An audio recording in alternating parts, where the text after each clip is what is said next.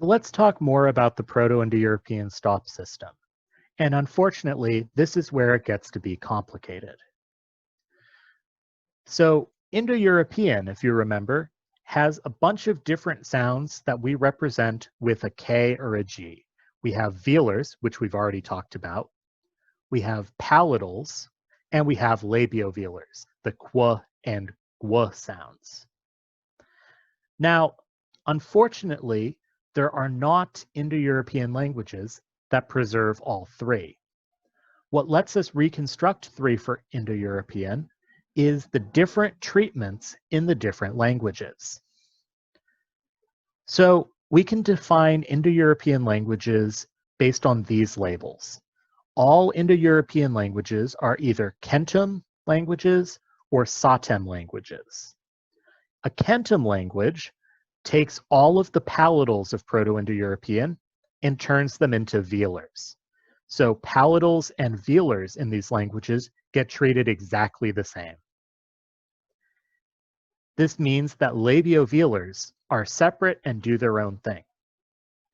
In a Satem language, however, the labiovelars turn into velars, and it's the palatals that are treated separately. Latin, Greek, and English are all Kentum languages, but Sanskrit is a Satem language. This means that in what follows, Sanskrit is going to behave differently from Latin, Greek, and English.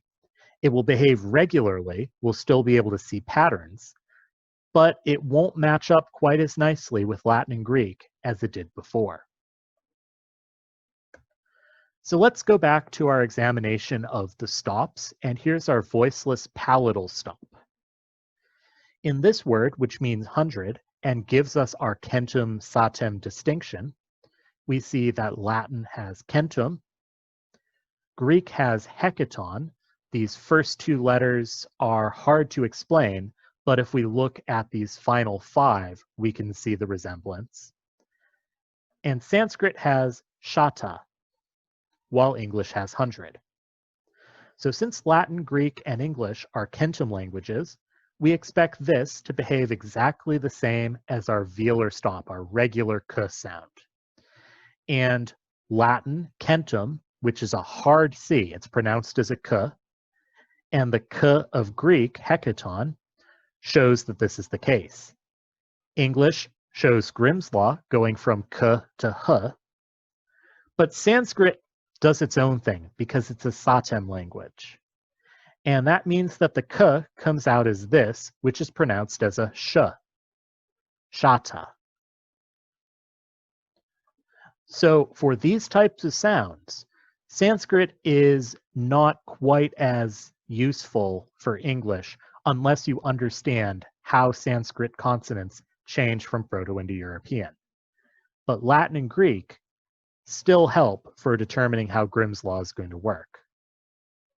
If we look at the voiced version, in this word that means birth or race or type, we have Latin genus, again with a hard g sound, Greek genos, also with a hard g sound, but Sanskrit janas, corresponding to English kin.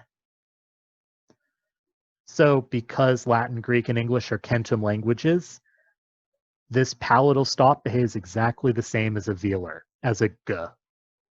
But Sanskrit, as a Satem language, treats it differently. It comes out as a j instead of a g. Let's look at labiovelars next.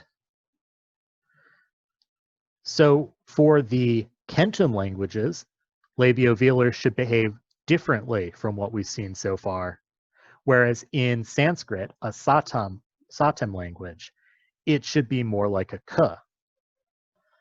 The challenge, of course, is as we saw, Sanskrit is already kind of weird for k and g. So a qu is really hard to pin down. It comes out as qu in Latin quid, which means what.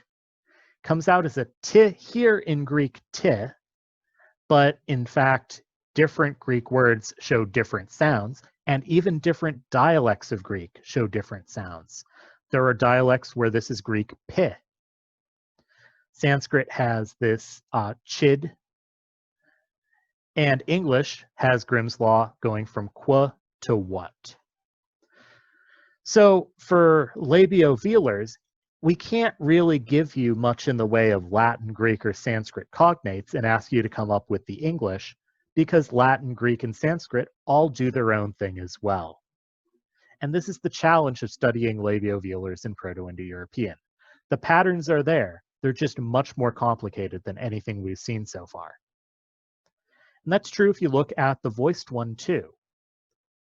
So this word, which means life, alive, or lively, comes out as Latin w in vivus, as a b in Greek bios, as a j in Sanskrit jiva, and as qua in English quick. Again, it's all over the place. So we can still reconstruct this. It just takes a lot more work because we have many more patterns we have to look into. Now, let's talk about those aspirated stops, since they're a really important part of the Proto Indo European system, even if they're not for English. So here is a root that comes out as Latin fert, Greek fere, or probably better pronounced as pere, with a puff of breath instead of f like you're used to. Sanskrit bharati, again with a puff of breath in for that first character. And English bher, though not this kind of bear, but I bear, I carry. So this verb means carry in all of these languages. So here again, we see different treatments in the different languages. This aspirated B becomes f in Latin. It becomes p, a breathy aspirated p sound in Greek. It stays the same in Sanskrit as an aspirated breathy b. And in English, it loses that aspiration and becomes a regular b sound. We have another example here. Again, it comes out as a th in Latin, a p in Greek, a b in Sanskrit, and a regular b sound in English.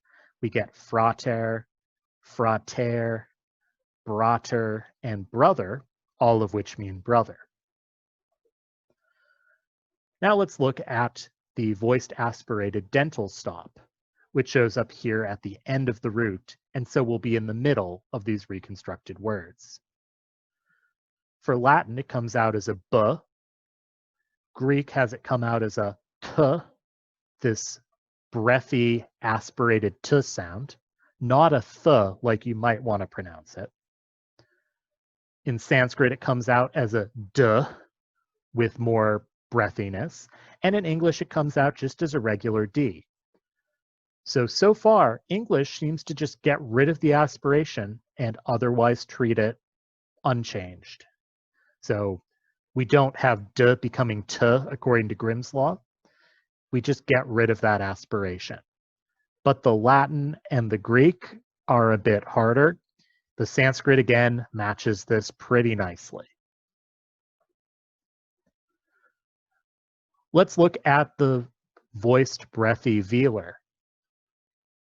So this word, which means a guest or host relationship, so effectively a stranger, comes out in Latin as hostis, but in English as guest. So again, just like before, we get rid of that aspiration to get the English. So we won't go into detail on the breathy palatal or labiovelar, but again, it's going to follow these same patterns about Kentum and Satem languages. In the next video, we'll talk about some of the other sounds that we reconstruct for Proto-Indo-European consonants.